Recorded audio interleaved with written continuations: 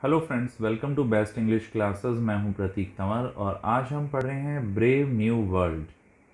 तो brave new world की कहानी शुरू होती है सेंट्रल लंदन हैचरी और कंडीशनिंग सेंटर के डायरेक्टर से, जो कि कुछ यंग स्टूडेंट्स को एक टूर दे रहे हैं अपनी फैसिलिटीज़ का।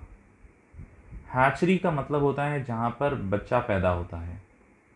स्पेशली जैसे चूज़ा निकलता है अंडे में से तो उसे हैचिंग होना कहते हैं।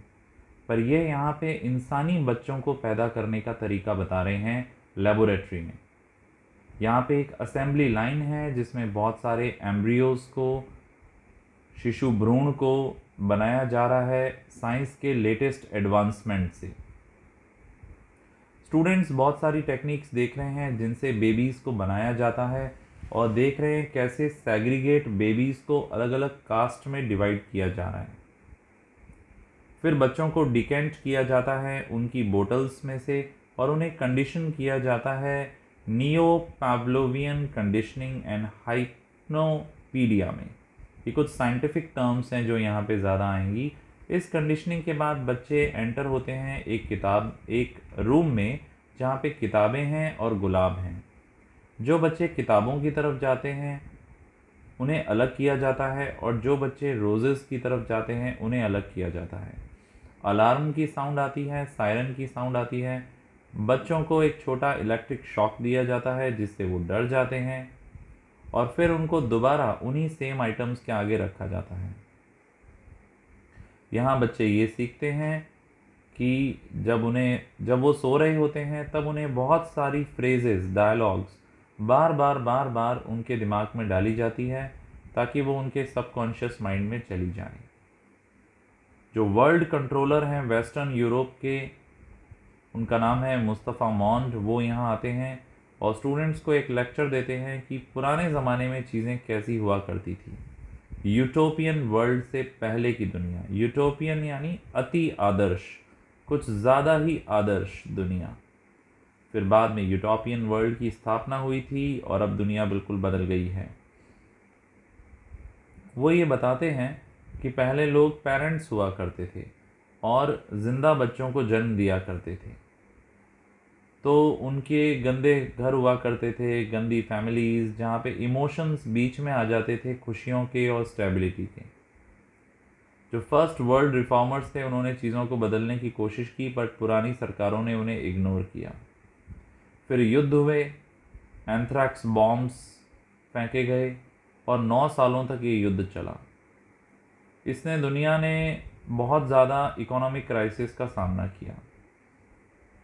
लोगों की बहुत ही डिज़ास्ट्रस लिविंग कंडीशन हो गई और फिर लोगों ने फाइनली अलाउ किया वर्ल्ड रिफॉर्मर्स को इस दुनिया में कंट्रोल लाने के लिए। रिफॉर्मर्स ने जल्दी ही रिलीजन को हटा दिया, मोनोगैमी यानी सिर्फ एक शादी करना, उस सिस्टम को भी हटा दिया और उन्होंने एक सोसाइटी बनाई, एक समाज बनाया जहाँ पे कास्ट सिस्टम है और सोमा का यूज़ होता है। सोमा एक तरह की ड्रग है जो नशा है एक प्रकार का। बर्नार्ड मार्क्स यहाँ पे हमें बताए जाते हैं। ये एक कम हाइट के काले बालों वाले अल्फ़ा हैं। अल्फ़ा यानी अच्छी क्वालिटी की जो कास्ट है, हायर क्वालिटी की कास्ट, इस कास्ट से ये बिलोंग करते हैं। इन्होंने एक बार एक्सीडेंटली अल्कोहल की डोज ले ली थी जब वो फीटस थे, जब वो भ्रूण थे असेंबली लाइन में। उसके कोवर्कर्स उसे पसंद नहीं करते और उसके साथ बदतमीज़ी से बात करते हैं। बर्नार्ड मार्क्स का क्रश है लेनिना क्राउनी, ये भी एक अल्फ़ा है। वो हमारे रीडर्स को बताती है कि उसने मुझसे पूछा था घूमने जाने के लिए सैवेज रिजर्वेशंस। सैवेज रिजर्वेशंस एक ऐसी जगह है जहाँ पे सैवेज यानी जंगली गंवार लोग रहते हैं। लेनिना दूसरी तरफ हेनरी फॉस्टर से कई महीनों से डेट कर रही है, बट क्योंकि लॉन्ग टर्म रिलेशनशिप्स को अच्छा नहीं माना जाता, वो ज़्यादा नहीं चलती, तो वो बर्नार्ड मार्क्स के साथ सैवेज रिजर्वेशंस घूमने जाने के लिए तैयार हो जाती है। अब बर्नार्ड जाते हैं टॉमाकिन के पास जो डायरेक्टर हैं, क्योंकि उन्हें डायरेक्टर के सिग्नेचर चाहिए रिजर्वेशंस में जाने के लिए सैवेज रिजर्वेशंस में जाने के लिए। डायरेक्टर उसे एक कहानी सुनाता है कि कैसे वो एक बार 25 साल पहले वहाँ गया था एक औरत के साथ, और एक तूफान आया और वो खो गई। मजबूरियों की वजह से उसे वहीं छोड़ना पड़ा। डायरेक्टर को जल्दी ये भी रियलाइज़ हो जाता है कि उसे ये बातें बर्नार्ड को नहीं बतानी चाहिए थी, और वो अचानक से चौंक कर उसे डांटने लग जाता है, उस पर चिल्लाने लग जाता है। बर्नार्ड कंफ्यूज हो जाता है और अपने दोस्त हेल्महोल्ट्ज़ वॉटसन के पास जाता है और उसे बताता है उस मीटिंग के बारे में जो उसकी डायरेक्टर के साथ हुई। Helmholtz Watson intellectually superior alpha है, बहुत ही बुद्धिमान है, जो कि समाज से डिसइल्यूजन्ड हो गया है। वो अपना काम कर कर के थक गया है, परेशान हो गया है। उसे स्लोगन लिखने होते हैं और स्टेटमेंट लिखने होते हैं लोगों को इंस्पायर करने के लिए। हेल्महोल्ट्ज़ कहता है कि मैं कोई तरीका ढूंढ रहा हूँ कुछ चीज़ को एक्सप्रेस करने के लिए, पर मुझे नहीं पता कि वो क्या है। वो बर्नार्ड मार्क्स पे दया दिखाता है क्योंकि उसे रियलाइज़ होता है कि हम में से कोई भी इस सोसाइटी में परफेक्टली फिट नहीं बैठता है। अब बर्नार्ड एक विमान में सफ़र करता है लेनिना के साथ सैवेज रिजर्वेशन के लिए। तब उसे रियलाइज़ होता है कि उसने एक परफ्यूम की टैप टोंटी अपने कमरे में खुली छोड़ दी थी। तो वो हेल्महोल्ट्ज़ वॉटसन को कॉल करता है और कहता है उस टोंटी को बंद कर देना। हेल्महोल्ट्ज़ द डायरेक्टर के बारे में उसे बताता है कि वो बर्नार्ड को ट्रांसफ़र करने वाला है आइसलैंड, क्योंकि बर्नार्ड एंटी सोशल रहा है। अब बर्नार्ड और लेनिना एक कंपाउंड में एंटर होते हैं जहाँ पे वो कुछ इंडियंस को देखते हैं एक रिचुअलिस्टिक डांस करते हुए, कोई परंपरावादी नृत्य करते हुए, क्योंकि वहाँ उनकी अच्छी फसल हुई है। एक युवा आदमी जिसका नाम जॉन होता है वो उनके पास आता है और अपने बारे में बताता है। वो कहता है मेरा जन्म हुआ था एक महिला से जिसका नाम था लिंडा, जिसने रिजर्वेशन छोड़ दिया 25 साल पहले। जॉन बहुत एंग्शियस है जानने के लिए यूटोपियन वर्ल्ड के बारे में। अब कहानी में आगे पता चलता है लिंडा वही महिला है जिसे डायरेक्टर रिजर्वेशन में लेके आए थे 25 साल पहले और यहीं छोड़ दिया था। वो यहाँ से नहीं जा पाई क्योंकि वो प्रेग्नेंट हो गई, जॉन के साथ में जॉन पैदा हुआ, और क्योंकि यूटोपियन सोसाइटी लाइव बर्थ को बहुत ही डिस्गस्टिंग मानती है और मदर्स और चिल्ड्रंस ये सब वहाँ पे टैबू टॉपिक्स हैं, इसके बारे में बात करना भी मना है। बर्नार्ड को रियलाइज़ हो जाता है कि जॉन एंड लिंडा उसे बचा सकते हैं आइसलैंड ट्रांसफ़र होने से। वो मुस्तफ़ा मॉन को कॉल करता है और उसे अप्रूवल मिल जाता है वापस लंदन आने का। जब बर्नार्ड वापस लौट के आता है तो उसे डायरेक्टर से पब्लिक में मिलना है, सबके सामने। डायरेक्टर उसको सबके सामने पब्लिकली शेम करता है, उसकी इंसल्ट करता है और बर्नार्ड को इन्फॉर्म करता है कि तुम्हें आइसलैंड जाना होगा। बर्नार्ड इस बात पे हंसता है और उसे लिंडा और जॉन से मिलाता है। अपने पास्ट को सामने देखकर डायरेक्टर बड़ा ही ह्यूमिलिएट होता है, उसकी इंसल्ट हो जाती है सबके सामने और वो रिज़ाइन दे देता है। बर्नार्ड रातों रात ही सेलिब्रिटी बन जाता है क्योंकि वो अपने साथ लेकर आया है जॉन सैवेज को, जो बड़ा गुड लुकिंग है और उसके मिस्टीरियस पास्ट रहा है, इसलिए वो बहुत फेमस हो जाता है। बर्नार्ड को अचानक पॉपुलैरिटी मिलने की वजह से अब वो बहुत सारी औरतों के साथ डेट करने लगता है और बहुत घमंडी हो जाता है। आगे कहानी में बर्नार्ड एक पार्टी होस्ट कर रहा है जहाँ पे बहुत सारे जाने माने गेस्ट आए हैं। जॉन उनसे आकर मिलने के लिए मना कर देता है, जिसकी वजह से बर्नार्ड को बड़ा एम्बेरस होना पड़ता है अपने गेस्ट के आगे। गेस्ट गुस्से में चले जाते हैं और बर्नार्ड को बहुत कोशिश करनी पड़ती है उन्हें मनाने की। जॉन तो खुश है क्योंकि सब चले गए, अब बर्नार्ड फिर से उसका दोस्त बन जाएगा और उसके साथ समय बिताएगा। हेल्महोल्ट्ज़ और जॉन बहुत अच्छे दोस्त बन जाते हैं। हेल्महोल्ट्ज़ प्रॉब्लम में होता है क्योंकि उसने पोइट्री लिखने की कोशिश की थी अकेले रहने के बारे में, और फिर उसने उसे अपने स्टूडेंट्स को भी सुनाया। जॉन एक पुरानी कॉपी उसे दिखाता है जिसमें शेक्सपियर का काम है और पढ़ने लगता है। लैंग्वेज का जो फायरी पैशन है उससे हेल्महोल्ट्ज़ भर जाता है, ओवरवेल्म्ड हो जाता है। अब उसे रियलाइज़ होता है कि यही तो वो है जो वो लिखने की कोशिश कर रहा था। उधर दूसरी तरफ लेनिना को क्रश हो जाता है जॉन द सैवेज के ऊपर और वो उससे मिलना चाहती है। कुछ मिनट्स बाद ही जॉन उसे कहता है कि वो उससे प्यार करता है। लेनिना ये सुन के बहुत खुश हो जाती है और उसके सामने सारे कपड़े खोल देती है और उसके साथ सोना चाहती है। बट जॉन उस पर बहुत गुस्सा हो जाता है।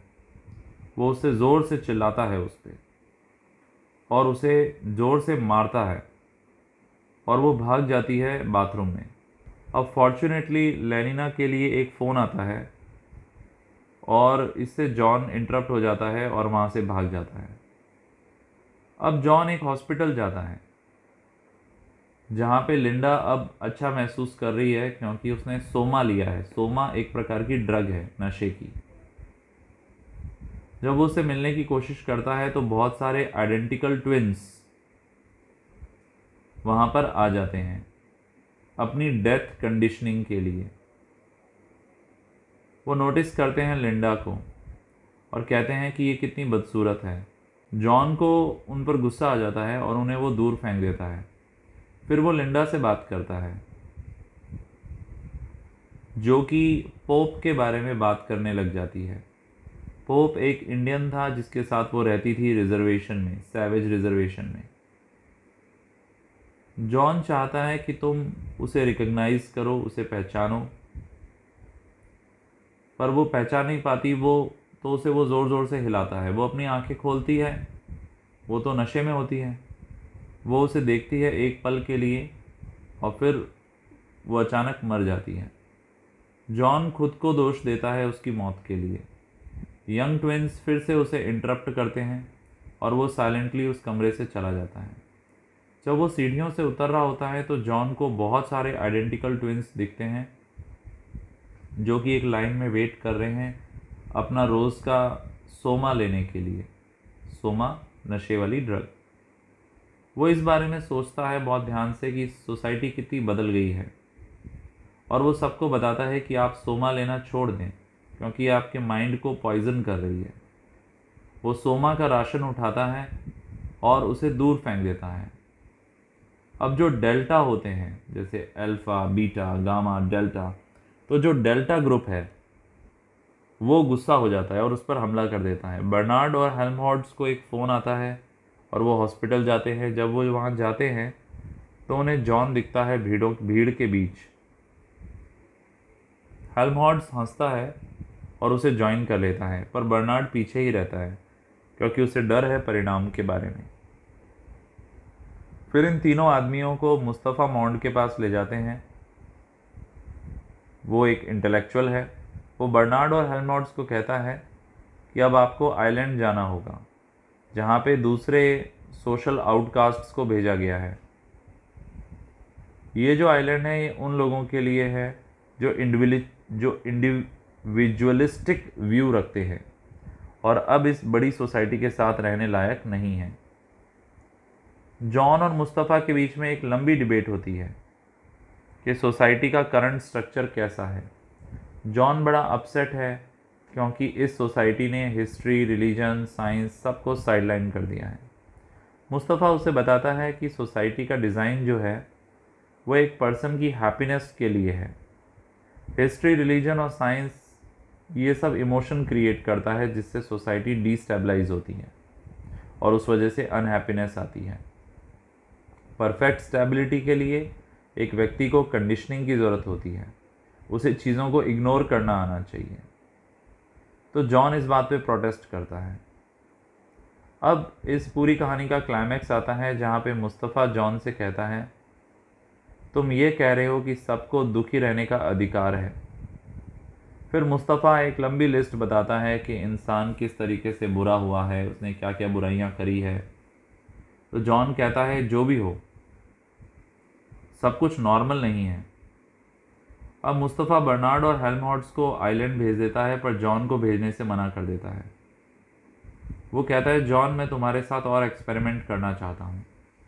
जॉन लंदन भाग जाता है। वहाँ पर वो शहर के आउटस्कर्ट में एक लाइट हाउस होता है पुराना, वहाँ रहता है।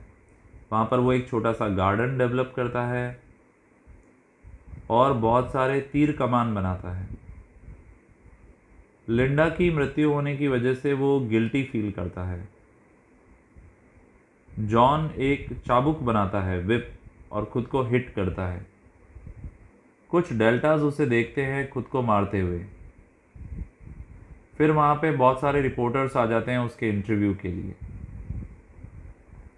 उनमें से एक देख लेता है उसको खुद को मारते हुए। वहाँ पे बहुत सारे हेलीकॉप्टर्स आ जाते हैं। जॉन उन सब से नहीं बच सकता।